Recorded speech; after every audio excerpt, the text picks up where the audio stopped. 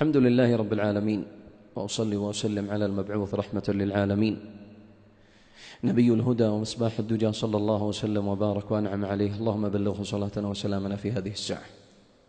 يقول الله عز وجل: أمن يجيب المضطر إذا دعاه، وقال تبارك وتعالى: وإذا سألك عبادي عني فإني قريب أجيب دعوة الداعي إذا دعان فليستجيبوا لي وليؤمنوا بي لعلهم يرشدون. حسن الألباني رحمه الله أن قال صلى الله عليه وسلم: ادعوا الله وأنتم موقنون بالإجابة. يقول العلماء: من صدقت ضرورته وفاقت حاجته لا يرد دعاؤه. وهنا قصة أيها الإخوة عجيبة من أعظم القصص، والله عز وجل يقول: فاقصص القصص ولا حرج في ذلك. لأحد أقاربي من أهل المنطقة الجنوبية حصل له موقف، وله بنت بكر مشلولة لأكثر تأملوا من 10 سنوات، وهي بنت مقعدة على الكرسي. أبوها حسبه رحمه الله موتان وموتى المسلمين، ولي من أولياء الله.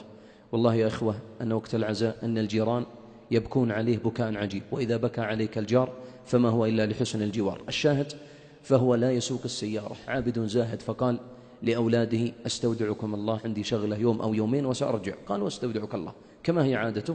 فذهب الرجل إلى أرحم الراحمين إلى مكة، وأتى يطوف بالكعبة 7 أشواط وهو يبكي ويدعو الله عز وجل لهذه البنت: اللهم اشفيها شفاء لا يغادر سقما وارحمها برحمة من عندك يا رب العالمين.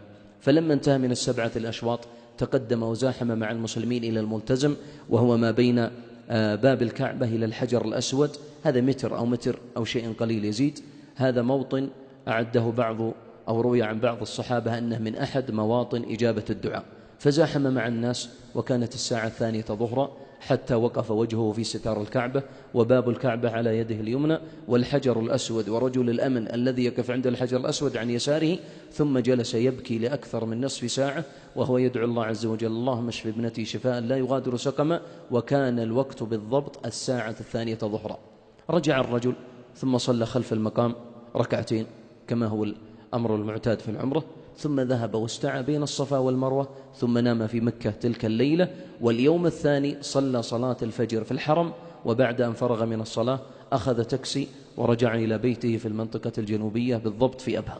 ولما وصل أيها الإخوة قبل أذان العصر بدقائق، لأصدق أمام الله، وصل قبل أذان العصر بدقائق وأتى يقرع الباب. أقسم برب الكعبة ما فتح الباب إلا بنته المشلولة، وإذ بالباب يفتح، وأتى هذا الأب ثم ضمها على صدره رحمه الله، وقام يكبر رأسها ويبكي.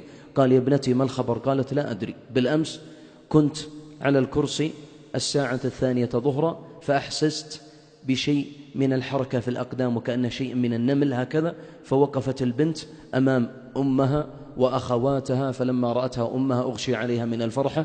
قال الأب: متى يا ابنتي؟ قالت: 2 ظهرا، والله الذي لا إله غيره أنها نفس الساعة التي يقرع بها عند باب الكعبة. فالدعاء في مكة والإجابة في أبها.